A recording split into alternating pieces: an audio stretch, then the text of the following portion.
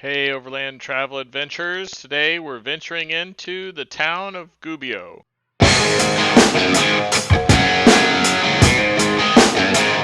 St. Francis de Assisi tamed a wolf that was terrorizing the citizens of Gubbio, but we didn't find any.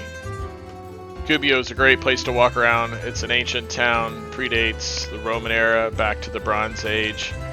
Lots of things to see. You can just wander around town, get a gelato, check out the plazas, check out the churches, check out the views. It's stunning.